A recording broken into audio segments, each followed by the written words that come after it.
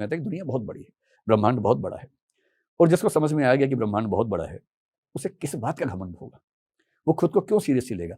कायदे की बात है कि मुझ में और धूल के एक कण में अंतर इतना कम है, पर वो देखने के लिए मेरी नज़र नहीं चाहिए, इस पूरे ब्रह्मांड को समझने वाली नज़र चाहिए। अभी खेल के देख लीजिए, मेरी क्या हैसियत है? अगर मैं अपनी जो मेरी है वो आपकी भी वही है, सबकी वही है बेसिकली, है ना? सिर्फ मेरी नहीं, किसी की बात कर लें। हमारी क्या हैसियत है अगर ईमानदारी से सोचें? इस दुनिया को बने हुए माना जाता है कि 1400 करोड़ साल हो चुके हैं, बिग बैंग हुए। इस पृथ्वी को बने हुए लगभग 450 करोड़ साल हो चुके हैं।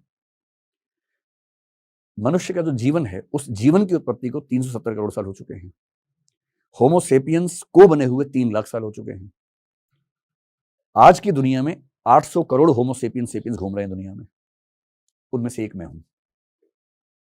1 ट्रिलियन स्पीशीज हैं इस दुनिया में, केवल पृथ्वी की बात कर रहा हूं मैं। अभी तो क्वांटम फिजिक्स कह रही है कि मेटावर्सेस, ये मेटावर्स तो इनका है, मल्टीपल वर्सेस हो सकते हैं, मल्टीवर्स हो सकते हैं। जिस यूनिवर्स को हम लेके बहुत खुश रहते हैं, ऐसे ऐसे कितने यूनिवर्स हैं पता नहीं। एक यूनिवर्स में कितनी गैलेक्सीज हैं पता नहीं, एक गैलेक्सी में कितने स्टार हैं पता नहीं, उसमें से एक गैलेक्सी मिल्की वे के एक स्टार सूर्य के 9 ग्रहों में से एक ग्रह पृथ्वी के 200 देशों में से एक देश की 1 ट्रिलियन स्पीशीज में से होमोसेपियंस के 140 करोड़ में से एक मैं हूं। मैं खुद को कितना सीरियसली लूं? मतलब मेरे मेरे होने से क्या हो जाएगा और मेरे न होने से क्या रुक जाएगा? ये तो है तथ्य, ये तो है सत्य। सत्य थोड़ा कड़वा होता है, झेलना मुश्किल होता है। फिलॉसफी पढ़ने का मजा ये है कि आपको सत्य झेलने के लिए तैयार कर देती है, और मैं अपने इस सत्य से सहज हो गया। लगता था कि मैं पता नहीं क्या चीज हूं। पढ़ने के बाद समझ में आया कि दरअसल मुझ में और मच्छर में खास अंतर नहीं है।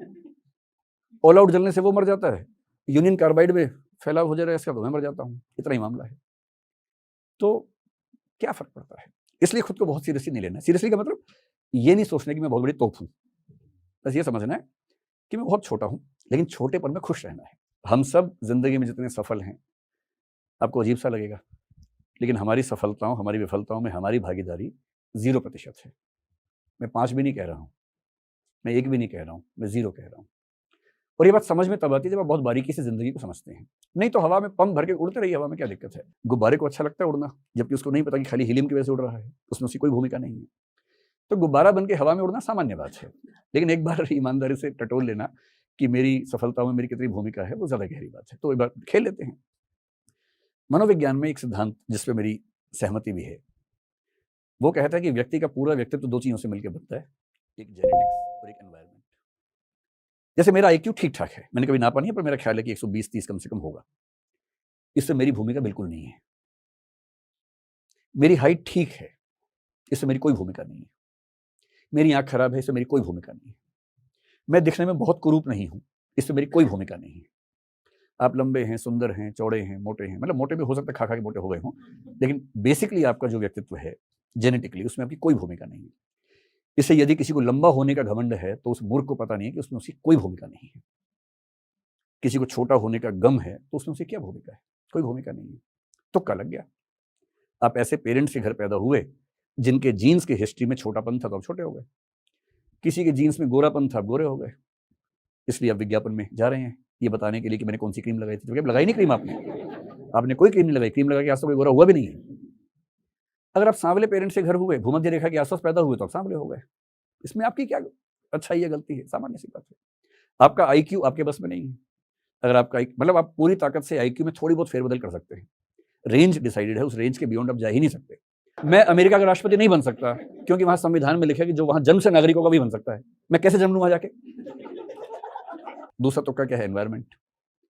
आप जिस घर में पैदा हुए, उस घर में आपके माता पिता की पढ़ाई लिखाई का स्तर क्या था, उनकी समझदारी का स्तर क्या था, आपको पड़ोस कैसा मिला, रिश्तेदार कैसे मिले, स्कूल कैसा मिला, कॉलेज कैसा मिला, टीचर्स कैसे मिले, ये सब मिलकर आपका व्यक्तित्व डिफाइन करते हैं, और इनमें से एक भी चीज आप तय नहीं करते। तो आप या मैं क्या हैं? तुक्के से एक घर में एक जेनेटिक स्ट्रक्चर लेके पैदा हुए, दूसरे तुक्के से कुछ भाई बहन, कुछ रिश्तेदार, कुछ माँ बाप, कुछ स्कूल टीचर, कुछ कॉलेज टीचर, कुछ और लोग जिंदगी में आए, कुछ एक्सपोजर मिल गया। कोई बच्चा पैदा हुआ दिल्ली में, कोई पैदा हुआ बिहार या उड़ीसा के बहुत पिछड़े हुए गांव में। अब उस गांव में पैदा होने वाला बच्चा सामान्यतः दिल्ली के बच्चे से आगे नहीं निकल पाएगा। आप हुए उच्च जाति, उच्च कुल में, कोई हुआ दलित समाज में, ऊपर से महिला के रूप में हुआ, उसे ज़िंदगी में परिस्थितियाँ ही नहीं मिली। आपका सपना है कि मैं देश का प्रधानमंत्री बनना चाहता हूँ, उसका सपना है कि गाँव में जितना गोबर बिखरा सारा मेरा हो जाए, क्योंकि पहले मैंने देख लिया है, मेरा है गोबर सारा का सारा। सपनों में कितना अंतर है। इलॉन मस्क इतना सफल आदमी है, मैं कल्पना करता हूँ अगर वो बुरुंडी में पैदा होता तो बन के दिखा देता, बन के दिखा दे भाई, अगर इतना ही आपका व्यक्तित्व महान है तो बन के दिखा दीजिए।